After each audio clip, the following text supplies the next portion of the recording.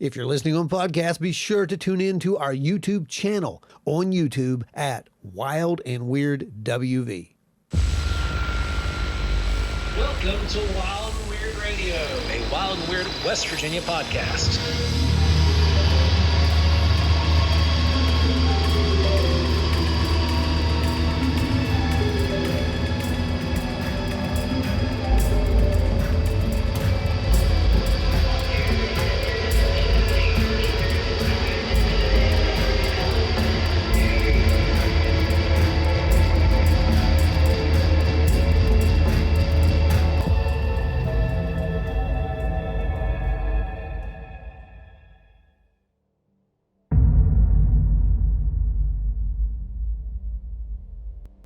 Welcome back to Wild and Weird Radio, everybody.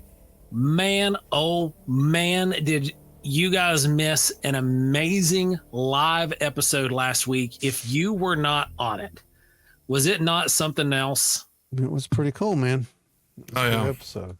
Mm-hmm. So a lot of folks who were coming forward and telling their accounts and whatnot. That was amazing. Yeah. That's what we set it up to do, right? Exactly. And for those of you guys who might be playing a little bit of catch up right now, we are on episode 2 of the recorded Spooktacular number 4. Yeah. And that theme is carrying over into the live. So we're opening up the channels for everybody to come in and talk and share their spooky stories as well as their encounters. And I'm telling you, last week's live blew me away. Some of the stories that we were getting were absolutely fantastic. And you know what the best part is? If you missed it, you can go back and it's over on YouTube. You can actually go back and replay it and watch some of these encounters as they're being told. Yep. Can't get the focus to work.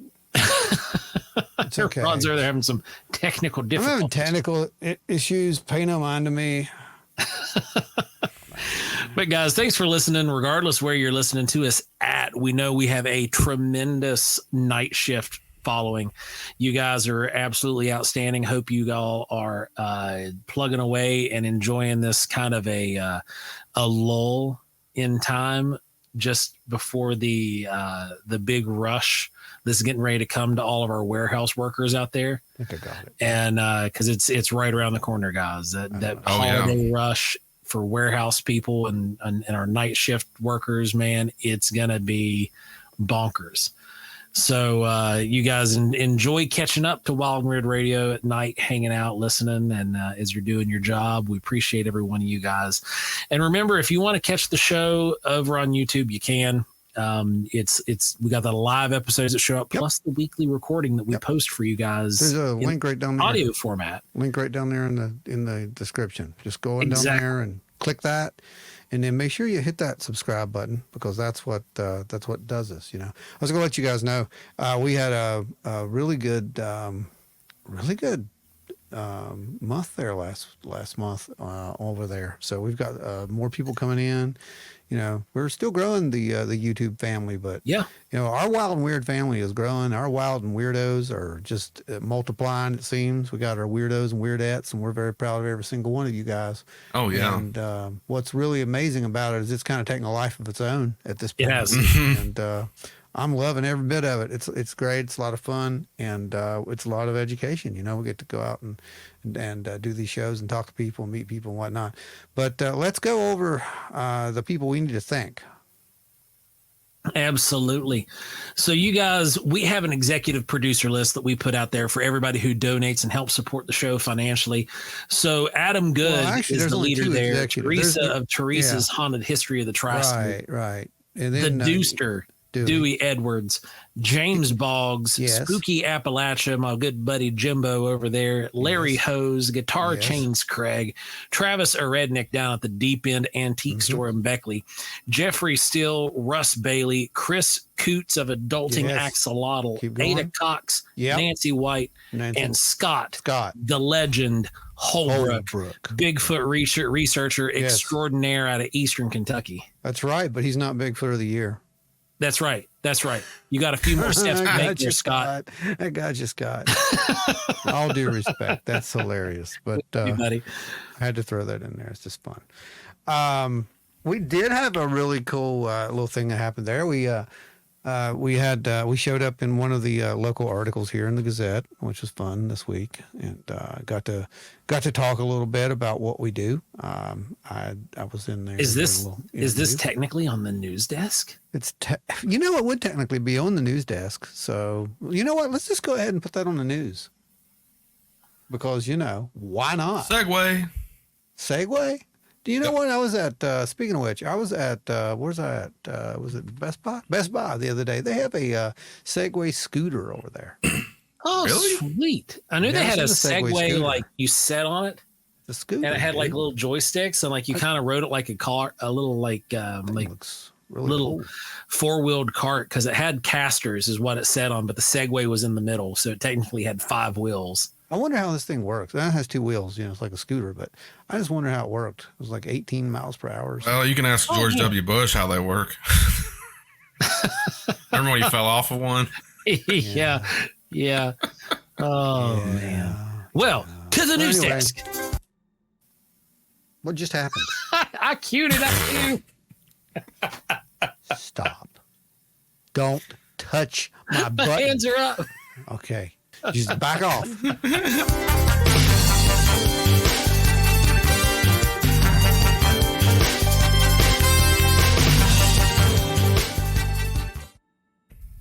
Yeah, you don't touch the news button. The news button, that's right here. Don't touch the news button. You touch the Sky Daddy button. You touch the whoever button and the whatever. No, not the news. Oh, man. So, yeah. Speaking of, for those of you guys who've not caught up with us on YouTube, you're going to have to go over to the video to see what this is.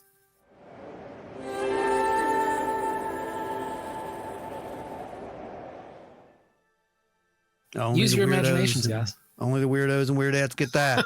But I will tell you this, guys. It's like I said, it's a fun little club. Once you come over there, you either you enjoy it, or you just sit there scratching your head, and you still enjoy it, but you just sit there and scratching your head through the whole thing, trying to figure out what's going on. You got to figure out, what's happening. But after about, what do you guys think? About 2 weeks or so hanging out, you kind of figure it out. And you get in a groove. You figure it out. Yeah, you know what it's all about. It's all good. Anyway. So like I said, got to be interviewed there, and ended up in the Gazette. Theresa was in there, SRI, and there was a few other people in there. I'm not dissing anyone. I don't have the article, so I'm not reading it. So that's why I'm not saying your name. Quite honestly, I completely forgot, and I'm probably going to misquote myself, so it's okay. But no, the article was really good. It was very well written. I think Theresa did a good job showing that SRI does a lot of historical research and whatnot. That was really cool. And then they got to us, and it was all about data driven. The only thing that they did mess up on was I had said something about we had formed Wild and Weird in 2018, and they took that to mean that Wild and Weird was a research organization, and that we just started researching in 2018, which is laughable. Yeah, I mean, those who don't know, and you do know by now, I'm sure, unless you just started listening to the show, but I've got probably a good 40 years of research. And Joe, I think yours somewhere is around what at this point, 15? About 15, yeah. Yeah, something like that. 12, 15, somewhere in that ballpark. Yeah, so if you put us together, you got some old people doing research is what we're saying. But pretty much. Yeah. We haven't named that old person yet, but if you put all them together by our powers combined, that researcher he's an old guy. But hey, I think I read something. Captain Cryptid. I think I just read something that might save Coonskin Park. Oh, does Coonskin have any hellbenders? No. Muscles, a ton of muscles, and that whole muscle shoal is going to get disrupted. And we're trying to use that as an argument to fight. Apparently, on the 29th, a federal court passed a ruling that might get the hellbender finally added to the Endangered Species Act. That'll be good because they need all the protection they can get.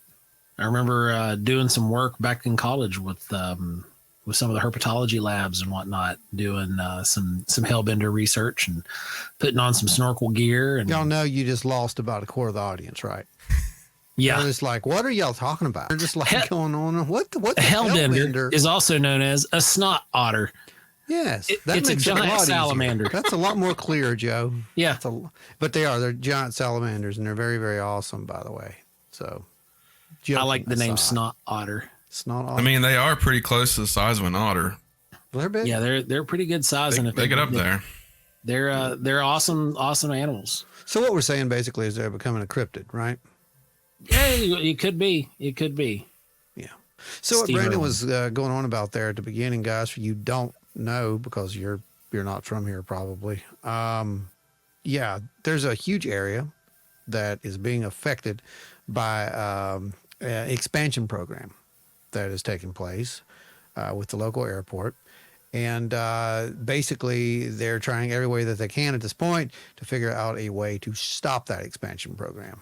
Now, will that happen? I don't know, but I can say that if it does not happen, the area that they're talking about will be buried under about 300 feet of earth. And there are some, there's some interesting ecological things there. But I mean, I don't like it any more than anyone else does, but these things happen. And, Yeah, I mean, they've had paleoanthropologists in there that I've got to speak with and hang out with that has done his part.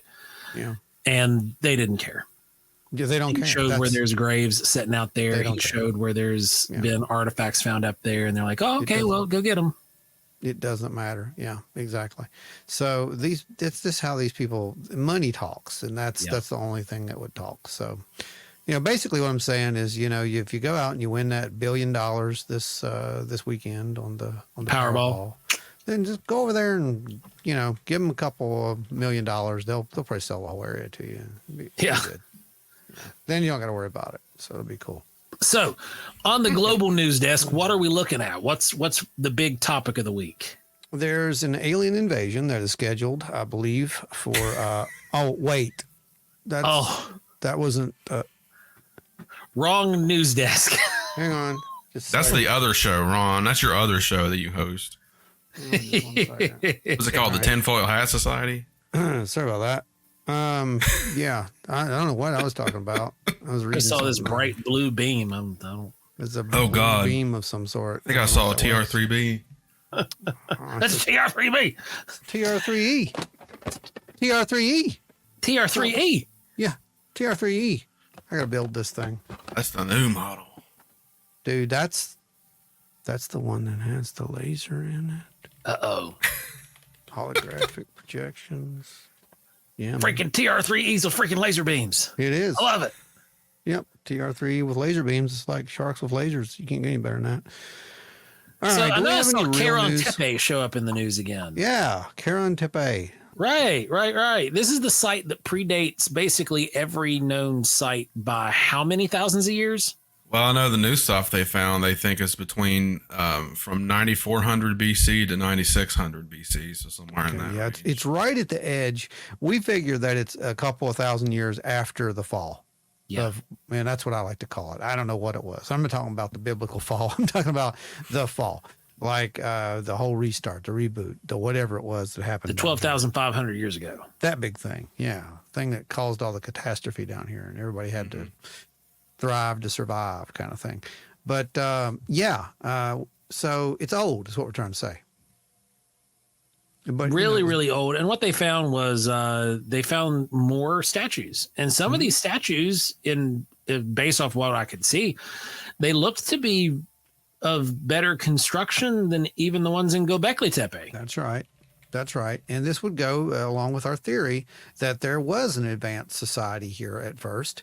Those were the survivors from that advanced society that built those tepes, not just Göbekli, but that built Terran Tepe. Terran Tepe would make sense because that would be the first one. It is the oldest. So it would make sense if you think about it, that the art, that the lapidary skill, that the mathematics, all that would start there. It would look amazing. And then it would just digress from there. It would go down, right? Well, if you look at the information from Göbekli Tepe, and we use that as a cursor, every new layer that they find, which is younger, It's a new, they went to the bottom and then they're digging outward and they're finding new expansions, new construction, newer construction. Mm-hmm. It gets worse and worse the newer it gets.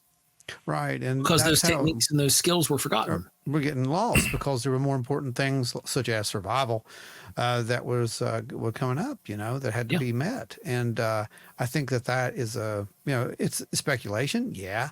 But it makes perfect sense if you really get down to it and think about how this would work. If there's a major catastrophe, speaking of which, I do have something here. I don't know. I told you guys I got this a while back. This is one of Eric's latest books that he did.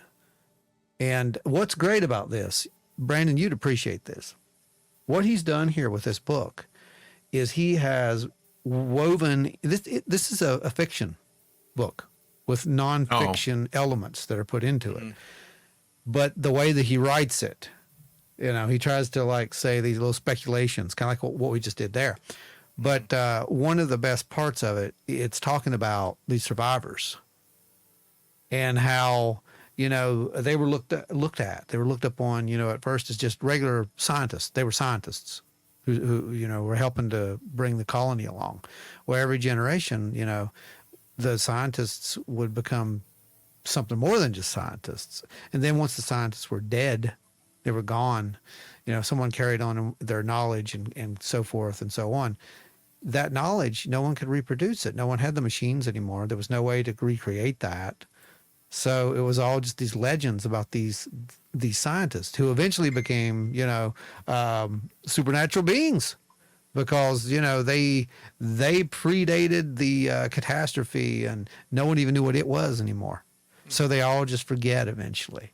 And we're just left with these legends, kind of like what we have today. It's written off of that. Yeah, that reminds me of some articles I've read about all the tepes in that area because the locals, they've revered that place as being like a holy spiritual place, but they couldn't remember why. And then we're starting to dig up all this stuff now.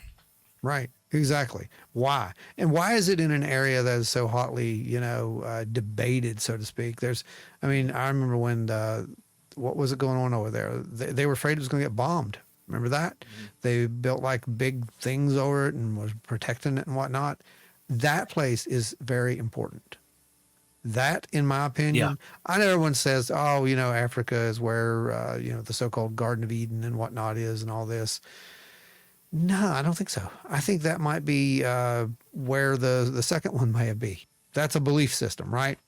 So who knows where actual Eden may be? Like I used to tell people, it's who proved to me it was on Earth? I don't know where it was. But the whole point being, I think that's the cradle of not just civilization, but organized civilization. This is where the tribes probably all coalesced in that one area and kind of went out from there. There are other tribes, obviously, across the world, but I'm just saying, I think that in that region, that was kind of the gathering spot. That's what I'm thinking it was. A central location for people to come together, trade, that's right. Practice their religious beliefs, just kind of like a, city square, Right, right. But way before that, immediately after this thing that happened, right? And if we go back to Tepe, they tell the stories possible that, someone came and warned them that this was going to happen. We've heard this story before too, right? So no one says that, that it didn't happen, except for archaeologists. Of course, we can't go against what they say, but you can't prove it and you can't disprove it. But just fun speculation says that there's a good chance, there's a possibility that it does make sense, that someone did come, warn these people. Not only did they warn them, they stayed with them and they helped them in that area for a little bit, and then their work was done and they moved on. But did that happen? Who knows? That's speculation, like I said. But it makes sense if we think about the technology and how it didn't progress.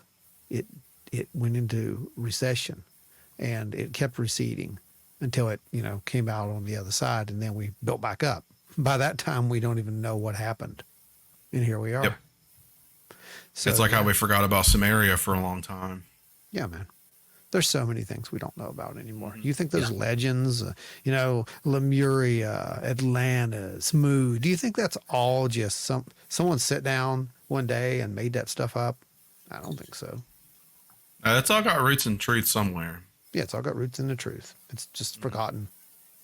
There's dark ages upon dark ages. You know, there wasn't just one. I think there were many. Also, it's just like a very long game of telephone. It is. Those facts just get skewed after. No, it really is. No, it's 100% what it is. And you know, I think you were talking about, you know, some of the statues that they showed, and you know how they were showing like the rib cages and the. Oh yeah, the emaciated statues. Yeah, which would be right. I mean, again, we're talking about immediately after this catastrophe. There's no food. You know. Yeah. It's accurate. Let's make the a genetic record. bottleneck happen. Right. Exactly. So let's make a record of this. How do we do it? We carve. We put it in stone. But I guess we hope that our descendants, you know, would look back at our ancestors and say, hey, they were trying to tell us something. But instead, we're like, oh, look at that. They were worshiping the sun and the stars. Yeah, I mean, the thing is, so many of these structures were, at the time, if you roll the star calendar back, the solstices and the star maps were being tracked by these structures. And, you know, you could be tracking them. I would say, like, it's within reason that you would be tracking them for, you know, agricultural reasons and for knowing and being able to read the seasons and when they're coming and going. But if your planet, your home, just got dinged by a gigantic space rock and it came from this direction, I think you would probably want to build a watchtower. Yeah. Yeah.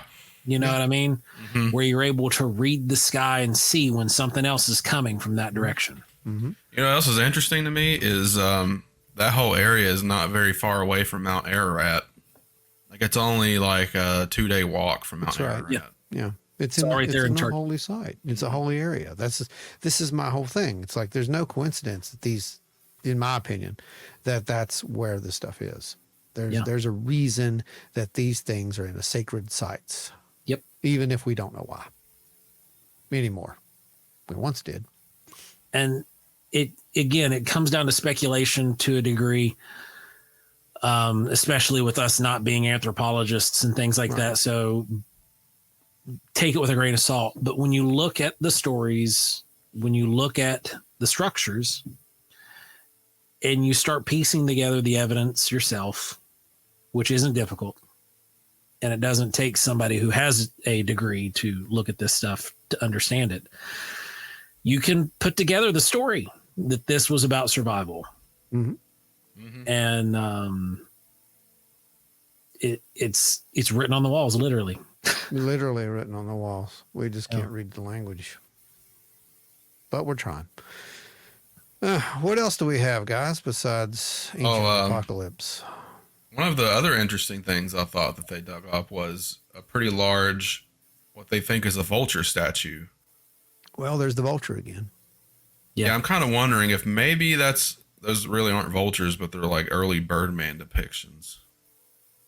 Well, you know, I mean, could be, you know, these winged humanoids, these flying humanoid kind of sightings go back thousands of years.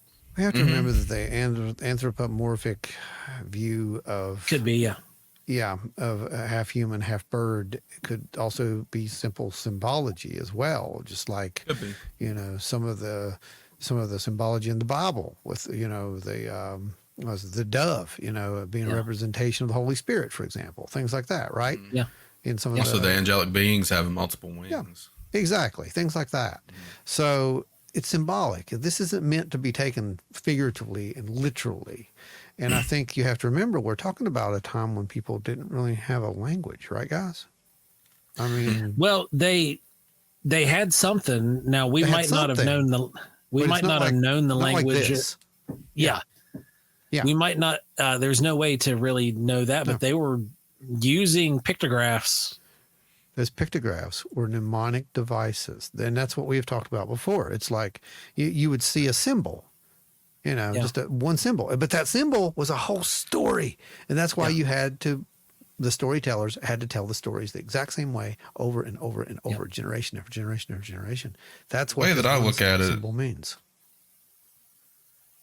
The way that I look at it is like how a toddler will draw a picture and they'll tell you a whole dang story from that one little crappy picture they drew. Like, oh, this is mommy and daddy. They're very happy. They love each other. Yeah, they live exactly in a house. Blah, That's blah, a blah, mnemonic blah. device. Same thing. Yes. Very rudimentary, but it tells the story. Yes. But it only tells the story if the storyteller passes on the story. Exactly. That's the problem. What happens if the storytellers didn't pass on the story? What happens if the storytellers get the story confused? What happens if the storytellers don't have anyone to listen to the story anymore? Yeah. Exactly. We see that happening in modern society. We do see that. Yeah, man. It's 100%. So we can learn a lot by looking back at Göbekli Tepe, Terran Tepe. They tell us, they actually beg us to look at them and look at them in multiple ways so that we can get a potential. We may not get the exact story, like you said, Joe. I mean, the translation ain't there no more, right? Yeah. So we have to figure out what it is they may have been trying to tell us. It's like the Native American art out west. Like Newspaper Rock is a great example of that. Like it might look like complete gibberish to us, but maybe to them it was like a movie. It's like a whole film worth of story. Absolutely. We just don't know how to decipher it yet. Nope. So the next thing up on the news desk, I found this one. It was the pictures of Saturn, the new ones from the James Webb. It's the James Webb's, I think, third time in as many weeks being in the news here at Wild and Weird Radio. And this week it is because it captured some photos of Saturn. That's not why. And it depicts Saturn in a way that we've never really seen it before. That's not why it's in the news. That's not why James Webb's in the news. Wow, that's you a know really it as good well as I do. No. They want you to focus on James Webb. They do. No, for real. They do. They're done with, that UFO talk. We're going to drop that. We said this, and that's where we're going to leave it. Hey, look at this pretty picture we just got back from the edge of space. Well, see, that's the thing. It's not even really a pretty picture. It looks like a big polished turd floating around out there because the picture used what's called a near cam, which is near infrared radiation camera.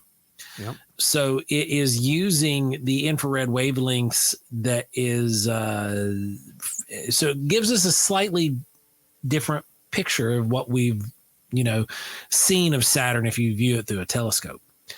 Like a terrestrial telescope, one here on Earth.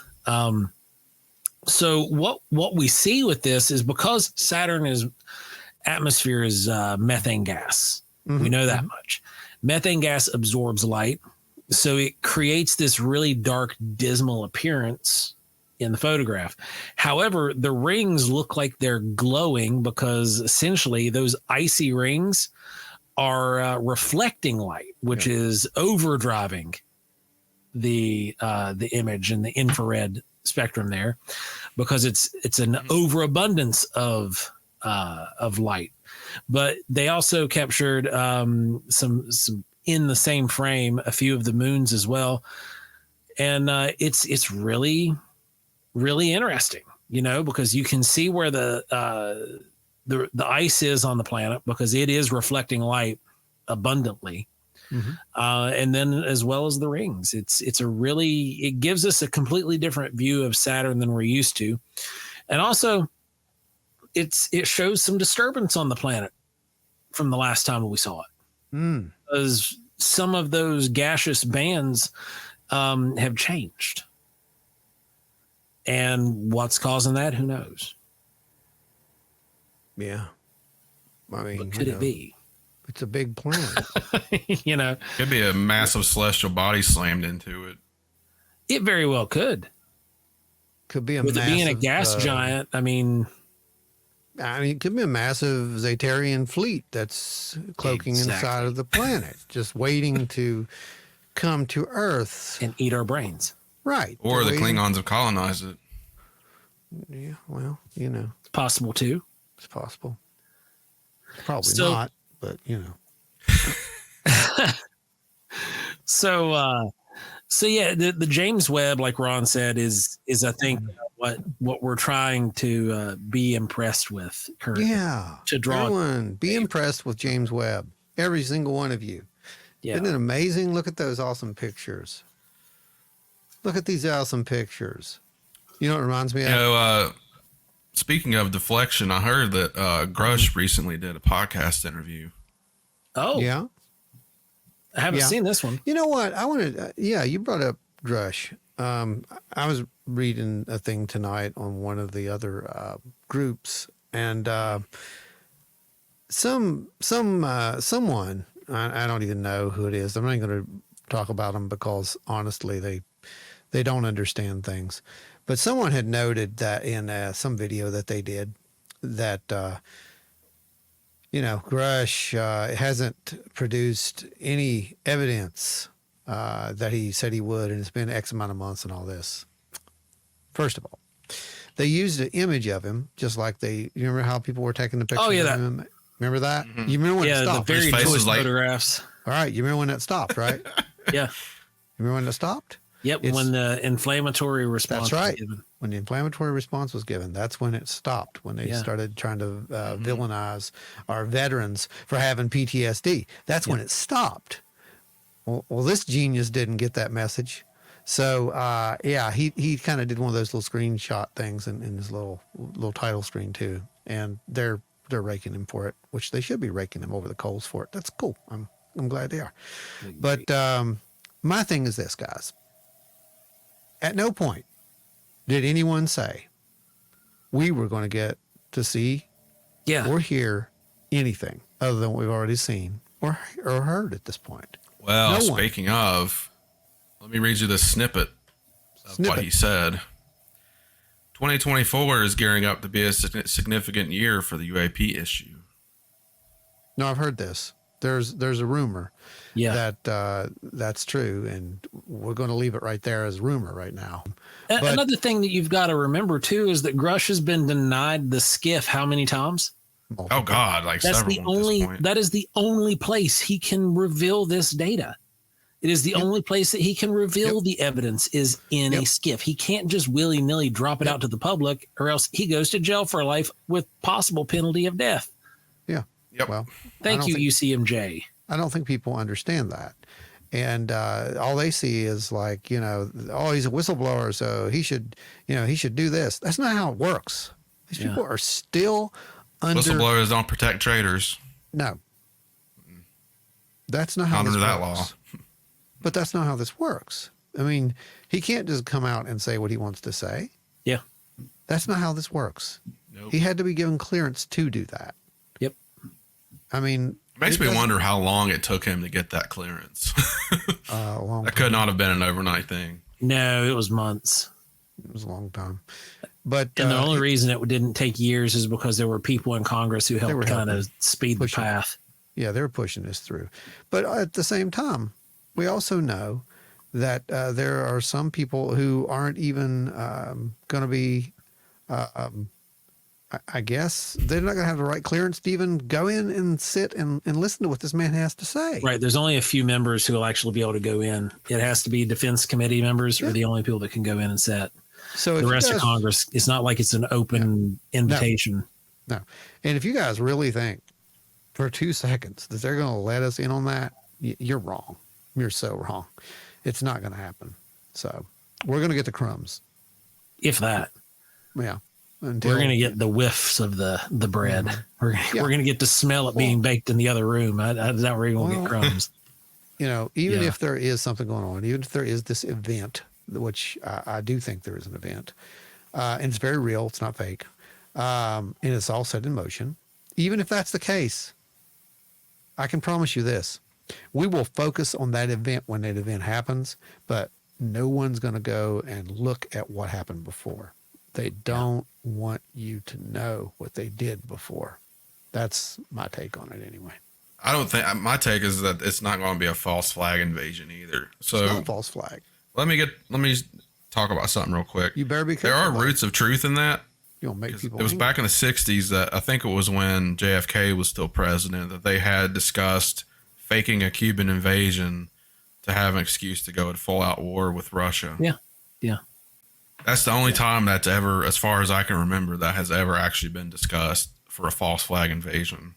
Yeah. Well, I mean, I'm sure there are war hawks and war planners who have toyed with this idea for as long as they've been in office. Yeah. I mean, for real, it's one of those things. It's the war games. It's what they do. They sit around and they play these massive war games, dude. They sit around and gamble the lives of everyone on the planet daily. You know, like Sabbath said, generals gathering in their masses, just like wishes that black mass. Yeah, it's the same thing. It's true. It's 100% true. Still true. So, So yeah, I mean, so we can't say that, you know, a lot of this stuff, you know, was never thought about. Of course it was thought about.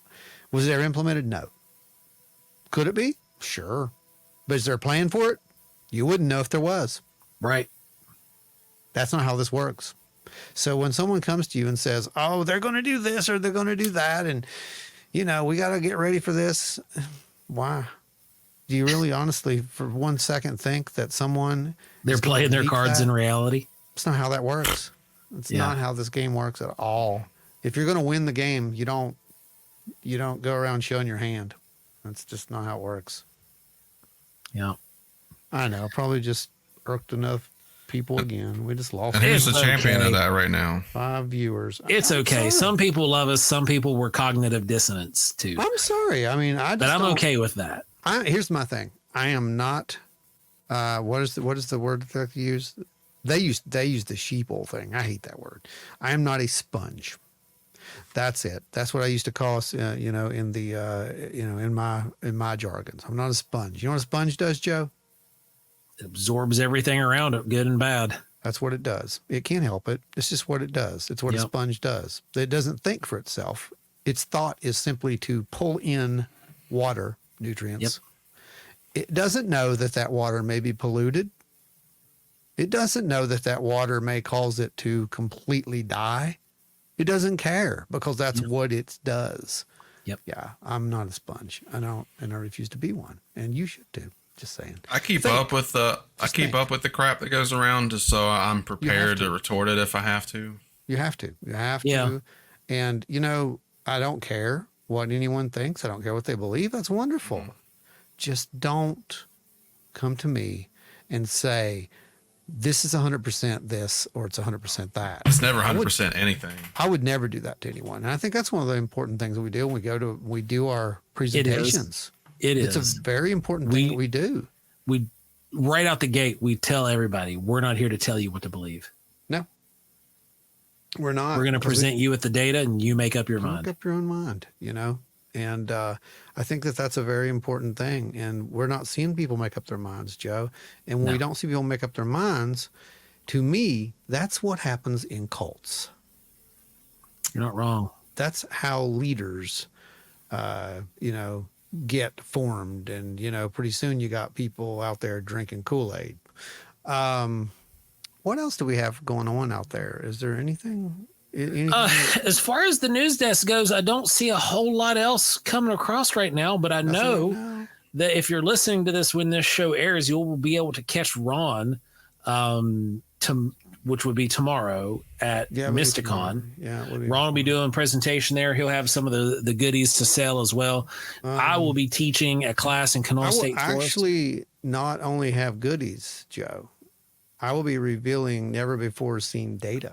That's right, because for anybody who's not familiar, Ron and David with the High Strangers Collective went up to the Ravenswood Public Library and conducted an investigation because there had been reports of anomalous activity. Yeah, it was back in August. The first release of this data is going to be at this event. Unfortunately, I'm not going to be able to make it. I'm going to be teaching a course at Kanawha State Forest, and yeah, I might make it for the tail end. I'm going to try. Well, I can tell you this. The topic that I chose, which is very strange. This is very weird because I had you remember when I was sitting around, I was like, I got to do this, I got to do that. I do this before shows. It happens all the time. So one night, I sit down, I relaxed, calmed myself down a little bit. I said, you know what? I'm not going to do anything tonight. So I had me some chips and salsa, and I had a margarita, and I sit down and I watched TV. Felt pretty good, to be honest with you. Felt really, really good, because that's like you're back at Chi-Chi's. It's just, it's like relaxing. I don't get to do that too much, man. I'm constantly building something, or my brain's constantly going with something, right? So I got to relax. Well, I also, I think it was the next day. Yeah, it was the next day. We went to the Renaissance Fair. And that was a blast, by the way. Ren Fair was fun. Always is. But we picked up some more copal over there. And I'm addicted now to Mayan copal, by the way, just to let you know. That's the resin. It's resin that you actually burn, and it's like incense, but it's so strong. It's just incredible. The smell's incredible. So that particular night, I did nothing again. This time I didn't even have chips and salsa. I didn't have a margarita. I just didn't do anything. So I just chilled out. We lit up that copal and let that kind of just permeate through the room. And I had the best sleep I think I have had in a year, just because of those, it's aromatherapy is what it is, to be honest. Mm-hmm. But what it did is I started seeing like all these things that I had in my head, like, okay, I got to get this done. All right, I know how to do that now. I got to get this done. Oh, cool. I know what I'm going to do now. The painting. All right, cool. I got this painting. I know what I'm going to do. And then I got the presentation, and I saw it. I'm like, I don't know. This is a weird one. I don't know if I want to do that. But then the next day I started working on it, and it just kind of started writing itself. And as it did so. That's something that our listeners can do as well. It's it's an easy practice to do. And that is when you go into relaxation and you go into sleep, think about the things you're going to try to work on. But don't stress over them. Don't stress over it. Allow your brain to work in its sleep to fix and find the solutions. Yep. Tesla did that. Yeah. Tesla did that. That was one of the common things, Nikola Tesla said he did. I've done that many times when I'm writing something. Yeah, man. I'll have the solution in my sleep. Yes. You hit a block and you're just like, all right, I'm done. I can't go any further. Yes.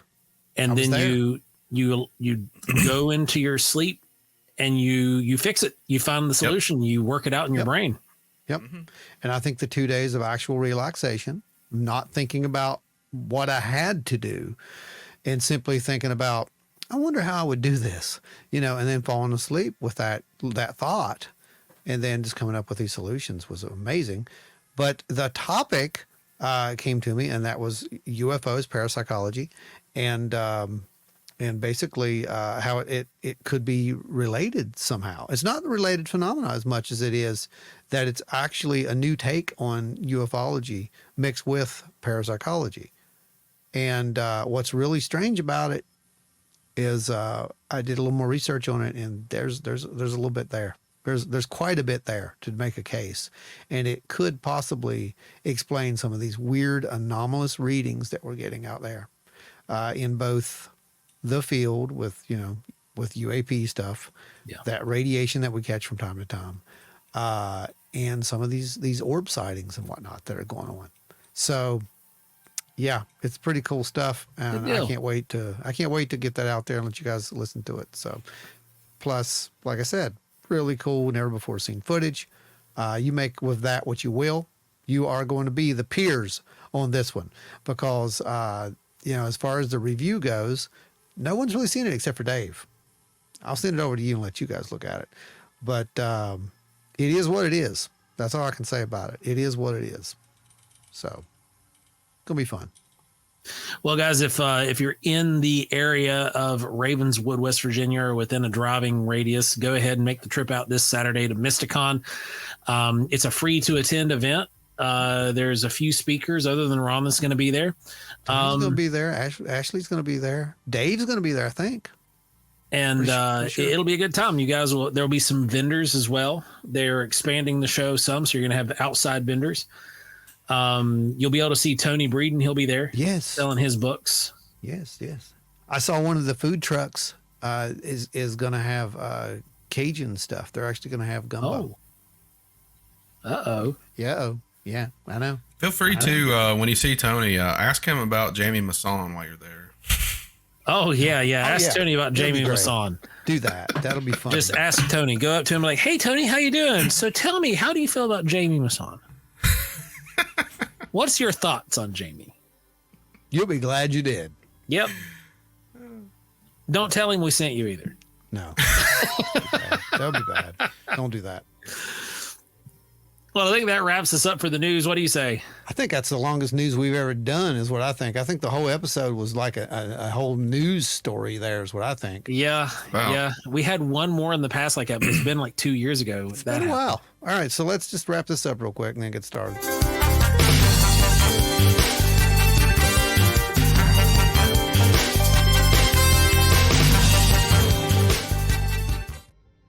We can make it work, I'm sure.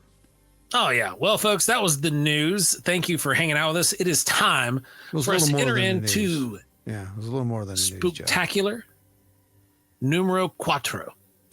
No? Yeah, Spooktacular number 4. It's the second episode. Oh, second episode. Season 4, episode 2, right. The Wild and Weird Spooktacular. Yeah, that's it. That's the one. There we go. So what do you guys, what kind of stories you got for us this week? I got a spooky story. No, I got a weird story from an old book. This is one of my first books I used to have back in the day, and that's the original copy of it. And I'm going to be reading a weird one out of there. What about you? I've got a good one about an island of misfit toys for all you guys. Fun. Brandon? I have a story from this wonderful little book by Linda Geoffrey. If you guys haven't read it yet, you should definitely pick out Monsters Among Us. All right, sweet. It's a great book. Oh, yeah. Who wants to go first? Rock, paper, scissors. I hate that game. 1, 2, 3, shoot. Yeah. Well, I beat Ron. Brandon beats me. Brandon, you're on deck. All right. I know Ron loves this story. So this is chapter 4. She called it The Church Lady Monster. It was about, in 1992, a Baptist church in a small Midwestern town in the middle of a Sunday worship service had a lady who suddenly transformed into this tall, wolf-like, demonic-type creature that they banished off with prayer, basically. And it supposedly lashed out and injured one of the deacons of the church. And the entire church supposedly witnessed it. There were, I think she said 3 people in this book that she was able to able to talk to. And this is the picture of what one of the witnesses drew of what they saw. And note the little cloven hooves at the bottom. Oh, yeah. Yeah, hooves. Of course. That's the devil. That's a devil. Just interesting to me that supposedly the entire church saw it. Well, you know, some of those Dogman reports from like centuries ago, they had hooves. These werewolf reports, they didn't have feet like a dog. They had hooves. A lot of your iconography showed them with dog heads and cloven feet. Or hooves, wouldn't be feet. I don't know. I don't go there. Ron doesn't look into it. Ron doesn't want to visit. I don't know what you're even talking about. My mind's clear. I have learned the secret of clear minds, Mayan Copel. There's a church over in England that supposedly has burn marks on the floor from a devil dog that had appeared there. Yep, I heard Interesting. that. Mm-hmm. That's correct. Interesting. So what, like, imagine this, guys. You're sitting in a church service. Suddenly, Brandon starts scratching behind his ear incessantly. Yeah. You think it's just a tick. You think it's just him, like he's got some kind of anxiety issue. He does that. And then all of a sudden he starts to stomp his leg really hard at the same time. begins to howl like nobody's business, and then transforms into a dog person thing with cloven hooves in your church. What do you do? How does that make you feel? Get up and run. That's what I would do. I wouldn't be sitting around there praying. I'm honest. I would not be sitting there praying and trying to heal you, Brandon. I'd be like, I'm out. Good luck with that. What were some of the reactions, Brandon? Well, it says that the person they interviewed for this part of the book says, our minister had just wrapped up his ending and had closed the sermon and left the podium to go sit with his wife and family. For him to do that, he had to walk past this strange woman, and as he grabbed his Bible and papers, he stepped off the stage and proceeded toward her. When all of a sudden she stood up, let out a blood-curdling scream, and began to literally contort her head and body. Now I have never believed in such things, but on that day, right then, I saw the real thing take place, as did my wife and everyone else who was in the morning service. As she contorted, suddenly she just changed into this hideous creature. I mean, she just transformed into this huge beastly creature similar to what people call a wolf, but actually wasn't. The creature that came out of her was actually quite large. It's still on hind legs and roared a roar that would have been close to like something that would make a lion even afraid. It had fur. It had legs like the pan creature of Greek mythology, long teeth, very long claws, and it was growling and screaming, which echoed in every corner of the church from ceiling to floor. And it also had a smell that smelled like sulfur. That is one of the most wild depictions of a creature. You know, it mentioned, you know, legs like Pan, which are the digigrade hooved legs. I'm hearing belief systems integrated into that description. Sorry. Pan, devil legs. Literally, that was taken right out of symbology and mythology. Yeah. Right? Same thing. Yeah. Sulfuric smells. I'm hearing the same thing there. I think someone reported this through the veil of belief, is what I think. And they could have, but if you look back in all these different paranormal accounts, or even folks who are non-religious that report the sulfur smell. Mm-hmm. Mm-hmm. Well, you know, Flatwoods Monster. Exactly. Yeah. One woman she interviewed said the face was not a dog face. It was more like a baboon or a dog-faced monkey. The eyes were solid black, and the teeth, some of the teeth were about 4 inches long. The body was muscular, massively built, had big wide shoulders and a wide chest with a narrow waist and muscular thighs. So it's kind of more I like ape-like. that description better. I like that description a lot better, though. Yeah, it sounds like a big, angry baboon Bigfoot. No, that sounds like an actual description based upon an eyewitness account rather than one. Yeah, because they didn't use any iconography reporting to tie into what it looked like. Yep. That woman did mention that it had cloven hooves, but she described it more like a deer from her perspective. Uh-oh. It's the first appearance. So not deer. Going to church. So again, though, you're looking at Pan's legs were digigrade hooved legs. Mm-hmm. A deer's leg would be digigrade, and what digigrade means is the shape of you know, how a dog's leg or a deer's leg, any kind of four-legged animal, that rear leg is called digigrade, and it is where we think its knee is actually the ankle. But you know, that's what the interpretation is where you've got that kind of V-shaped leg where all the weight is kind of more leaning forward. But I'd say if that thing is real, then it probably is basing it off of what you're afraid of, not anything realistic. It's like going through your fears inside your mind. Yeah, what you just said. It's like a screen image. What you both just said without saying it. Well, you did say it actually, but yes, that's what I heard. Yeah. So was the entire congregation zapped with a screen image? By who? What? Why? And that's to me even more. The why is story. What? Yeah. Right. Why? What's the purpose? What would you do that for? Why would that happen? Yeah. What happened to this lady, by the way, Brandon? Does anybody know? After someone was actually brave enough to grab her. One of the deacons, I think it says. Let me see. The first to act on the roaring creature was the minister, actually. He stopped and held out his hand. He said, "Satan, you have no authority here." That was when she really growled. She began to pant as if debating fight or flight. The thing just stood there for what seemed like a long time, and then the ushers walked up behind her and grabbed it and took it down onto a pew. 4 other ushers came up and helped that one usher get up after he was knocked down. There was an enormous scream as it reared up when it came, and then it was suddenly gone. In an instant, the one man was just laying, half sitting in the pew with a woman in his lap. God, that would be terrifying. The woman had returned to her normal appearance, including clothing.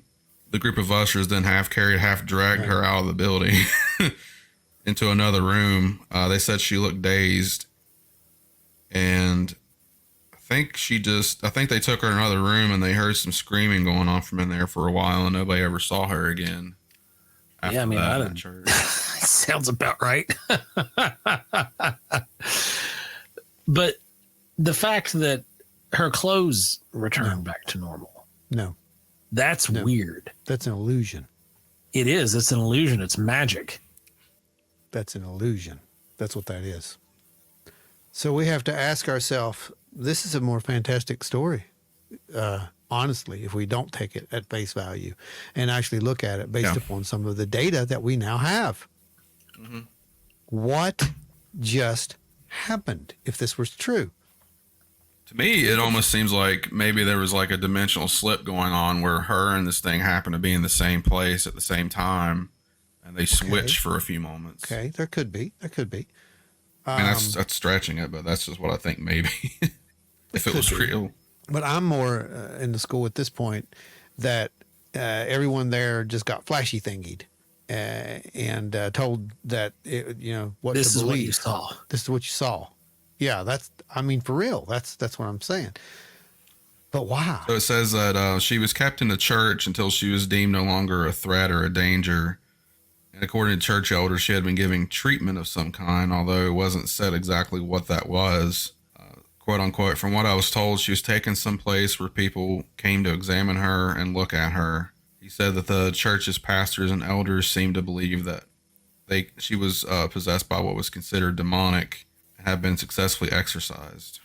And from a religious standpoint, if I had encountered that and seen that play out, like that's where my brain would go too. But this is the things that I saw in ministry when we had people do what, and this is what would be called manifesting a spirit of some sort. Like if their clothes got torn, guess what?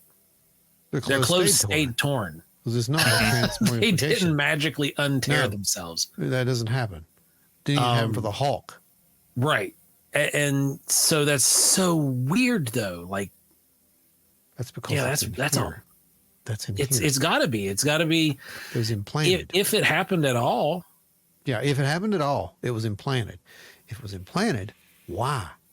Why would that be implanted in all those congregations' heads? Yeah, and they all seemed that similar story. They all saw that play out. Like, why would that be the memory? Talk about your false flags, Brandon. Mm-hmm. What were they? That's what I loved about Linda. She would she always wrote down any story people told her, even stuff that just doesn't make logical sense. Right. Like that one. Well, it makes stuff that obviously sense. doesn't have a conclusion to it. It makes logical sense because, it was seen as for what it was, but there's a couple of little pieces there that don't make any sense whatsoever, like the clothes ripping. It don't work that way. It just doesn't happen. So, yeah, makes you wonder what was really going on, what they really had in that church, huh? Well, if you look at the old stuff that St. Patrick talked about, he said he came across a group of pagans in Ireland who were possessed by wolf spirits and turned into wolf creatures while he was over there. So something similar to that, maybe, if that actually happened. Interesting. It's weird. It's definitely weird. It's definitely weird. Yeah, that really is interesting, for real. I think that's a pretty darn good story. What do you guys out there think? I thought that was pretty good. It is a weird story. I want to hear some ideas on it. I like to hear some theories and some, thought on that one. I didn't give all the information because I don't want to spoil anything from her book. Well, but if you want to read the whole thing, pick it up. Joseph, what's your story? Well, mine is the story. It's a really, really freaking weird place in Mexico, right? So you guys know me. I like to find some of the more bizarre, strange things that are going on outside of the lower 48 and tell you guys about those. We know you. We know spirits in the head. Spirits in the head. That's right. So spirits in the head. What this story is all about is the Island of Dead Dolls. Okay. Sit right back, kids. He's going to tell you a fun story again. Oh, boy. Yep. This Island of Dead Dolls is a really, really bizarre place. And oddly enough, it's not in a very remote area. It's actually right outside of Mexico City, Okay. And it's Xochimilco Island, better known as La Isla de las Muñecas, or the Island of Dolls. So on the shore, the visitors are greeted by thousands of dolls, some big, some small, some handmade, some factory made. No humans live on this island anymore. This surprise. Occupants are the dolls. These dolls are strung up from the trees. They're strung up from fences. They're strung up from structures that were pre-existing on the island. Literally every square inch of this island is covered by these dolls. There's no electricity or running water. There's no concrete structures. The only buildings that are there are made out of wood.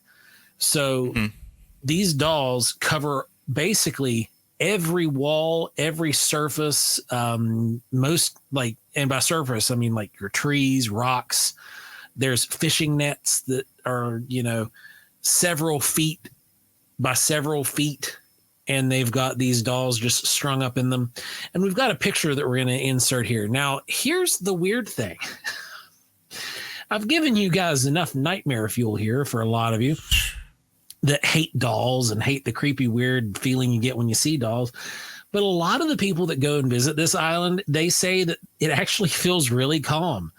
And it's kind of spooky, but it's actually really calm.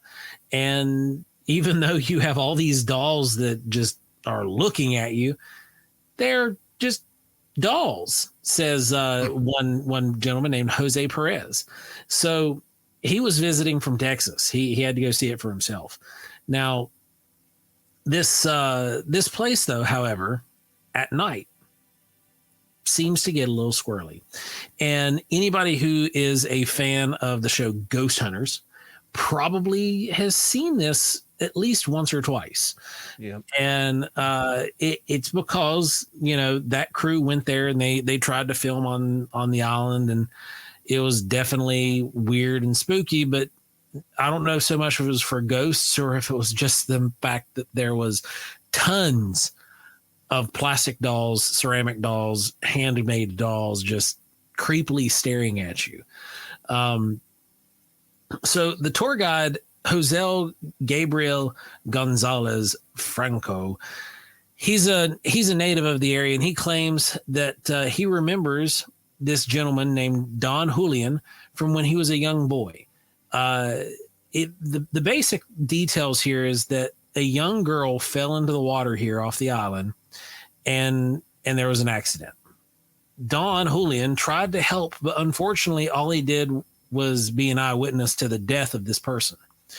The last moments of this girl's life were exactly where Don Julian set up a cross. There's no official report of the incident or the death, but nonetheless, Don Julian made a mark on the spot, and with a cross and basically a little memorial garden where the child allegedly fell and died with a small white crucifix. Well, in those really remote parts of the world, that's a really common thing for deaths to go unreported officially. Oh, yeah. Yeah, it Sometimes really is. there's just no way to do it. So shortly after this, basically, he started taking dolls to the young girl, because it was a kid, right? So what do you do at a kid's grave? You take toys, right? I'm sure everybody's been to a cemetery and you've seen a child's grave and there might be presents strewn about at Christmas or decorations of some sort. And then the dolls just began to amass and become overwhelmingly populated the island. They just overwhelmed the island.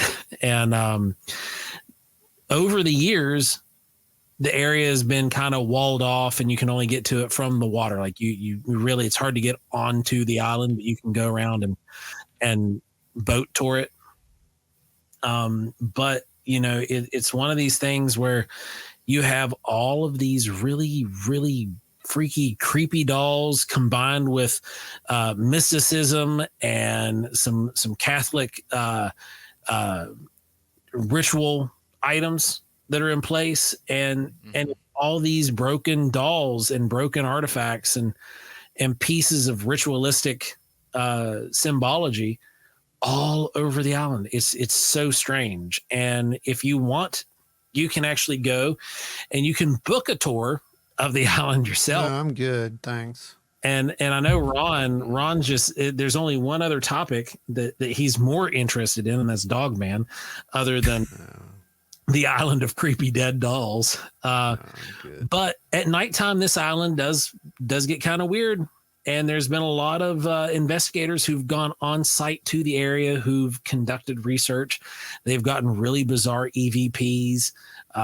They've gotten some really strange readings, as well as just the overwhelming creep factor of having a bajillion eyes on you, no matter where you're at. Yeah, no. Yeah, let me just state the fact that I have a very old fear of dolls from when I was a little kid because of the weird stuff that happened in that bedroom at my grandma's house. And she also had about that, go back and watch last week's live episode. Oh yeah. It's called Brandon and the Chamber of Death, and it is the last episode. So be sure to go back and watch that. You also get traumatized by some of the stuff that comes out of Joe's mouth as well. So enjoy that because he has spirits in his head. Yeah, I got spirits in my head. That's it.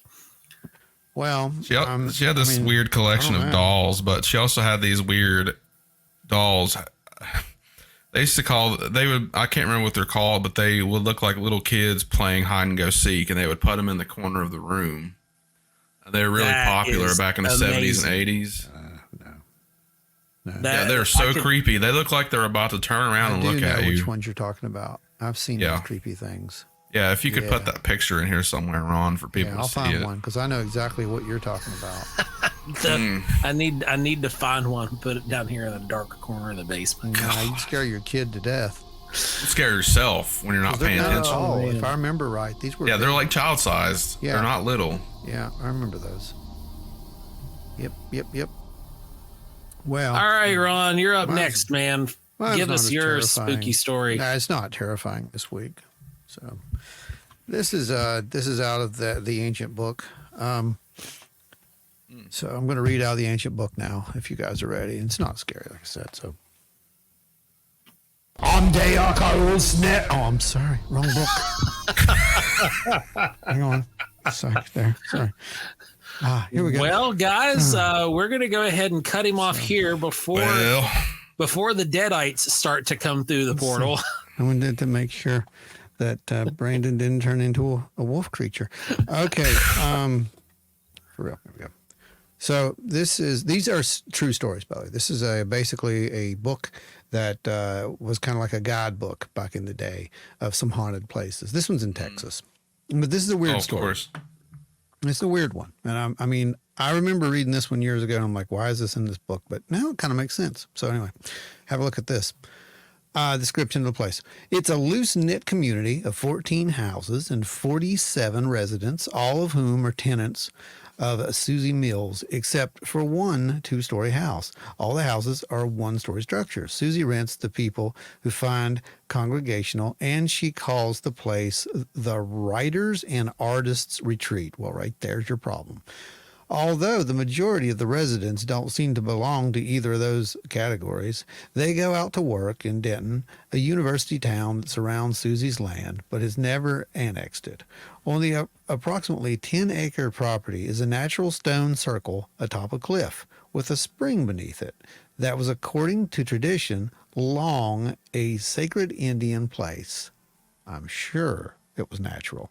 The main fun began in 1984, when the people began seeing, quote, a dragon, something in the sky, as though it were formed by clouds, sometimes on the ground only a few feet away. One evening, a group of boys and girls were gathered in Susie Mills' backyard, chatting and having a beer or two, and Susie decided to take a picture of them. No one was smoking. I like how that's a preface. They had a few beers, but nobody was smoking. No one was smoking. Come on. No one was smoking, Susie says, when the photo was processed. You'll understand why. Well, there was a smoky excretance. I don't know. No one uses that word anymore. So there was a smoky thing in the sky, just hovering just above and behind the gathering. All concerned insist it was a dragon. The picture reproduced here, the reader can make up their own minds. I'll try to get a picture of this and put it up there, but it's worse than anything that we have pictures of today. This is literally a picture that was taken at night with what appeared to be at the time just probably a 110 camera, film camera. So I can't see anything in this, literally is what I'm saying. But everyone swears. Can't even find any orbs. I can see an orb, yes. But apparently, if you had the original photo, there was a smoky, kind of wispy thing in the sky. So Susie feels the dragon is a friendly presence, which manifests to guard the colony from harm. Quote, it's something that comes near us in times of trouble, she says. Nancy Guzman, a young woman who belongs to the community, says that she has seen the dragon 3 or 4 times. The dragon was in the sky last night, she said. During an interview, a big monstrous dragon looking like a cloud going from north to south. Looking like a cloud. Puff the magic dragon. I think somebody had some puff. The dragon seems visible. The dragon seems visible only to members of the community, Nancy says. I've never heard anyone else outside the community talk about it. So is it Kukulkan maybe? Now here's the... Maybe not even that real, Brandon. Puff, puff, pass. Yeah. The area was originally farmland owned by the family of Susie's former husband. With its Indian background, though, the area has long had a mystical reputation. Legend has it that the area we live on is an old Indian burial ground. How many times have you heard that? Always is. Always is. Anytime there's something weird going on the land, it's always an Indian burial ground. Yeah, thanks, Poltergeist. That's an always. Nancy says, Susie said that there is enough manifestation in the area to communicate peace and a deep need for the place in Indian blood people or any troubled person. Horses born here often have blue eyes. They are invariably painted or Appalachia despite the breeding. My dogs generally have at least one blue eye too. I don't know about people, but, you know, the community's wisdom has it that the people who never had psychic proclivities prior to moving in soon will develop them once they're here. Nancy says in recent years, her dead grandfather has taken to visiting her at night, especially when Nancy is having a crisis in her life. She says she can smell her grandmother's perfume. Nancy says both she and others in the community often see all sorts of astral projection images of their friends. Sorry about that. I like they might have an underground gas leak in their water supply. They'll be talking with a person Look at this. They'll be talking with a person, look away momentarily, and see the person go out the door. When they look back, the person is still sitting where they had been. Oh, that's weird. Sounds like the whole community got abducted. People will swear they hear people talking, Nancy says. I have, and the animals act funny too. I've seen my dogs chasing things in the house, and then there seems to be nothing there. They'll be running at full tilt and then suddenly stop dumbfounded as though they're saying, I know, I saw that. There'll be the darndest expressions on their faces. Sometimes hunters come out here, but they never come back. Okay, that's all common with abductees. They feel a presence that makes them uncomfortable. Nancy showed the photo of the dragon to a Chinese friend who said it was a Ming dragon, a bearer of good fortune. Ming, he said, means light. It is a white dragon, he says, but looks blue when it is seen at night. Susie leans toward it being a Welsh-type dragon, as depicted on the Welsh flag. She calls it Aurednik, and sometimes Aurednik. Connecticut's parapsychologist Boyce Beatty had this to offer. I knew a woman who was very psychic and kept seeing a chameleon. Finally, she realized it was something she was seeing in another dimension of reality, and she was seeing it psychically. Other people did not see it, but several people claim to have seen this Texas dragon. Now, let's think about what he just said there. They have seen it psychically, but other people are not seeing it. So only certain people can see this thing. So we have a dragon. We have people gathered at night, seeing a strange cloud moving in the sky. They feel a presence. Hunters won't come back to the area. Yeah, this is like, that's aliens. That whole area is, it's like, well, there's people here now. We got to do something. Yeah, that's what I got. I was like, man, how many Bigfoot-like creatures are out there who are just like, we got to get rid of them. Right. So, Terri, start using that mind thing you do to make them. Or maybe they're more like, oh, people to experiment on. Maybe. I mean, that's very possible too, Brandon. You don't have to drive far. Okay, No. so when you get entire communities in the whole community, 40-some people, 40-plus people, guys, 40-plus people. You get an entire community in on the weirdness, there's something going on.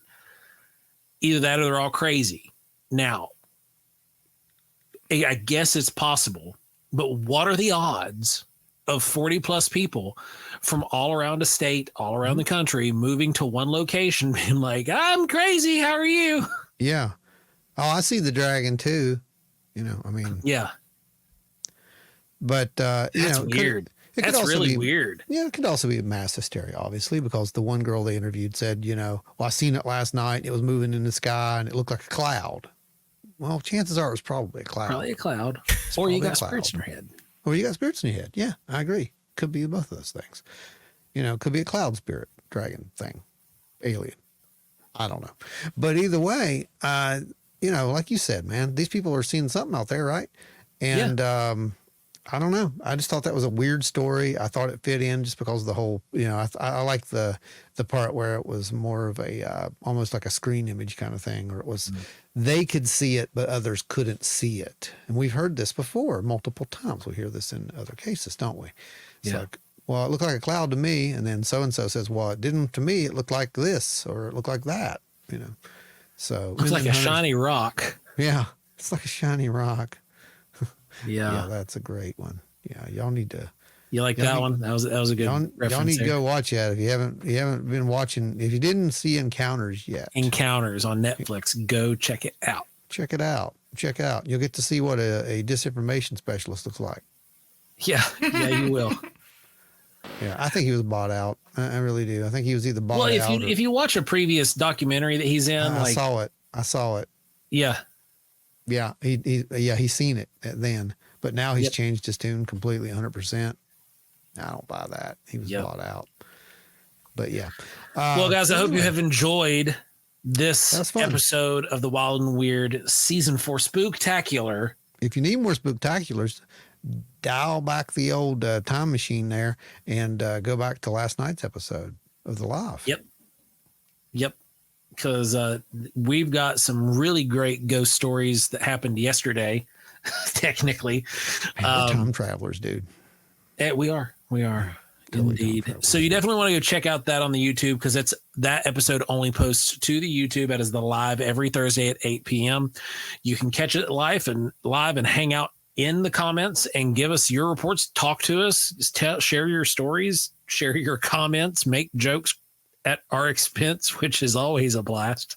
And just have a good time, because that's what that show's all about. Just having a good time. Bottom line. If you're not having fun on the live, you're doing it wrong. Something's wrong with you if you're not having fun on that show. That's all. Absolutely.